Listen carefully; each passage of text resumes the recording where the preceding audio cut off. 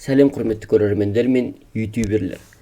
Бүгінгі видеода мен авторлық құқық туралы айтатын боламын. Бұл сұрақ біздің супер ютуберс командасында да барлық көрермендеріміздің көбісінде туындайтын проблема болып табылады. Яғни авторлық құқық, біреудің музыкасын ұрлап қойдым, маған монетизация қосыла ма, қосылмай ма, енді не істеймін, ол видеоларды өшірейін ба деген сұрақтар өте көп қойылуда.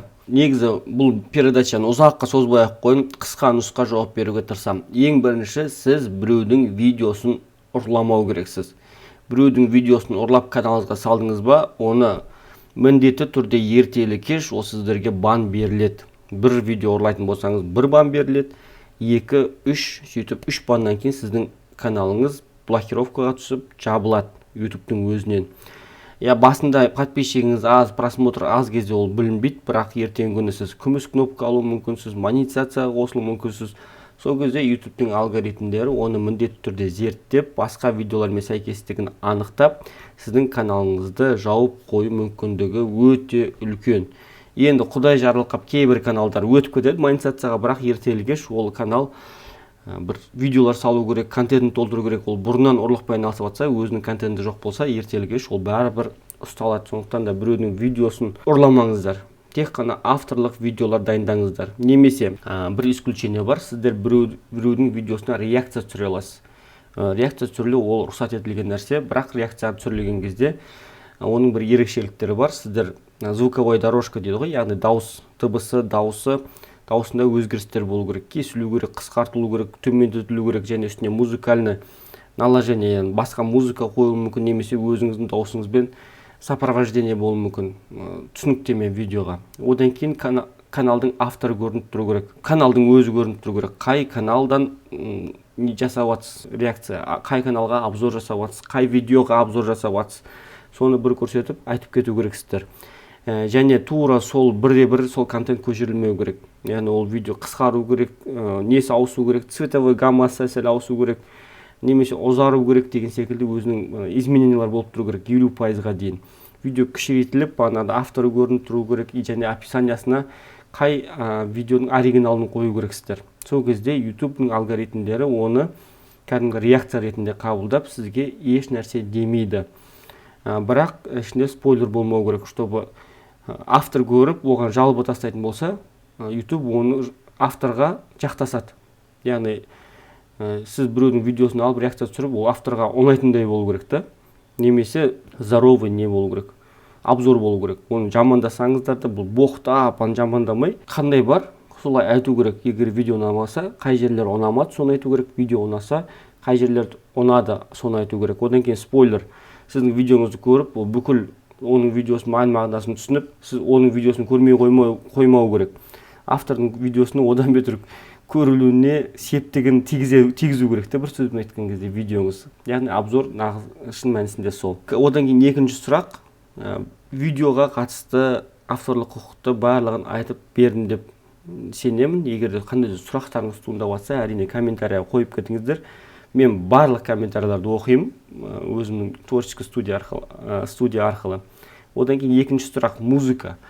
Маған музыкаға предупреждение келді, бан келді деген әртүрлі ұғымдар болып жатады. Шын мәнісінде 99% музыкада сіздерге каналыңызға еш зияны жоқ, біреудің музыкасын қолданғаннан. Мысалы, сіз өзіңіздің видеоңызға Қайрат Нұртастың музыкасын қойдыңыз. Бірақ шын мәнісінде ол біреудің музыкасын қоятын болсаңыз, ішіндегі видеоңызға реклама болады.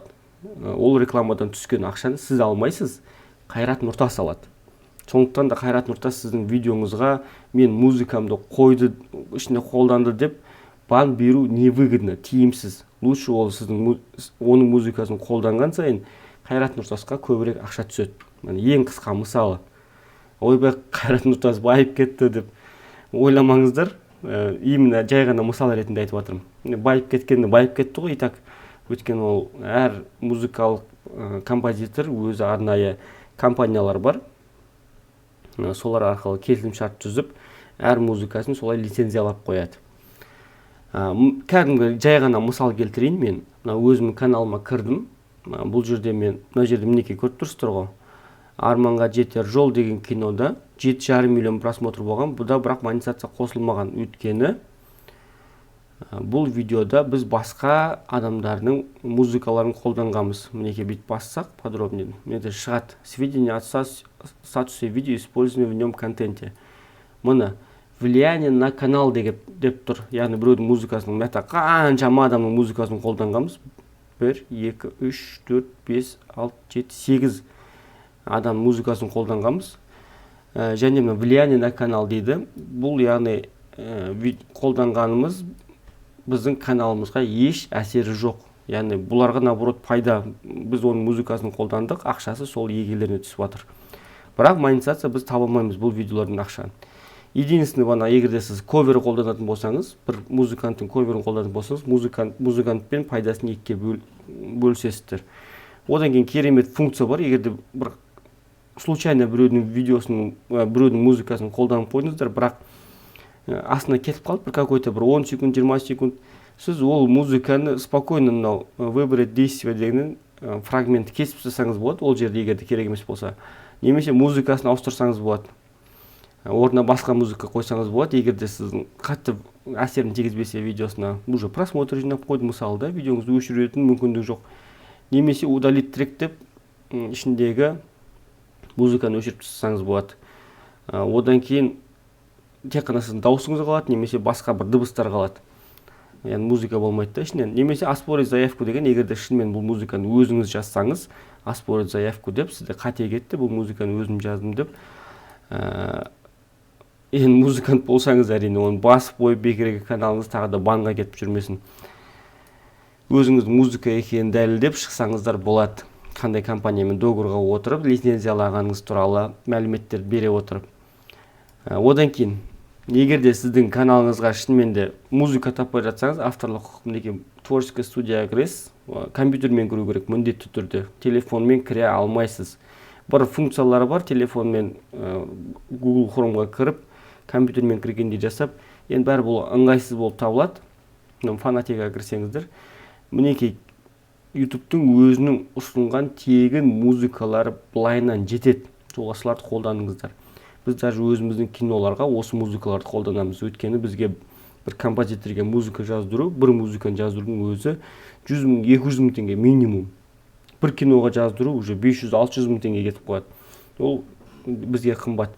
Ал оның үстіне мына YouTube-тағы музыкалар, бұның да кәдімгі үлкен әлемдік деңгейдегі композиторлар жазылған, сондықтан да осыдан ала берсеңіз болады. Бұл жерде фильтрі бар, жанрына қарай таңдасаңыз болады, немесе настроениясына қарай, яғни көңіл күйіне қарай, ашулы музыка, көңіл көтеріңкі, спокойный музыка, қорқынышты музыка, үрейлі музыка деген секілді музыкалардың түрі бар. Өздеріңізге ұнаған таңдап қолдансаңыздар, ол ешкім еш нәрсе демейді. Өйткені YouTube оны сіздерге өздері ұсынып отыр.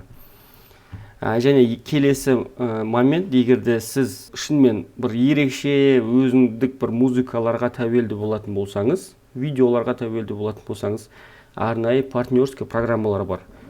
Ол біреуін реклама жасамай-ақ қойын, шын мәнісінде біз ешқандай партнерға қосылмағанбыз. Өйткені бір плюсы партнерканың айта кетейін, осы сіздерге тегін музыкалар береді, тегін видеолар беретін партнеркалар бар. Өздеріңіздің видеоңызға сәйкес немесе ұнаған шетелдік әйгілі музыканы алып, салып, соған ұқсайтын музыка таптыратын партнеркалар бар. Ол сондай плюстары көп. Поддержка береді, бір сұрақтарыңыз туындап қалса жауап береді дегендей плюстары көп. Бірақ бір минусы, ол сіздің пайдаңыздың 20-30-40%-на шейін доходты алып отырады өзіне, сол көмектескені үшін.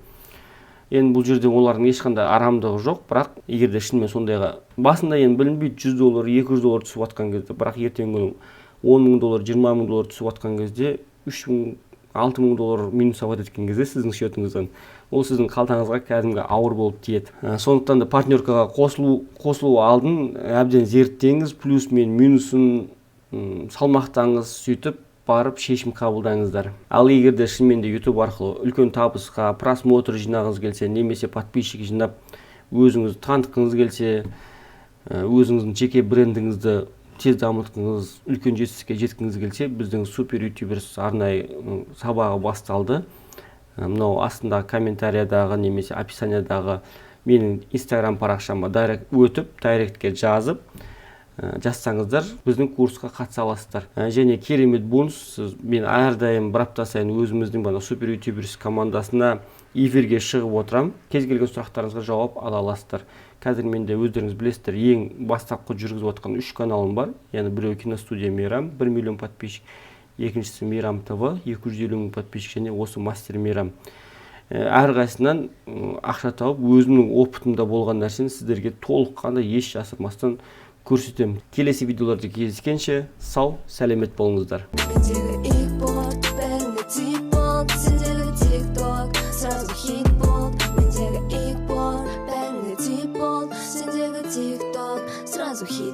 Сен мені ауыртқаннан мен айықпайым, екеуміздің арамызда әлі де лайықтайым.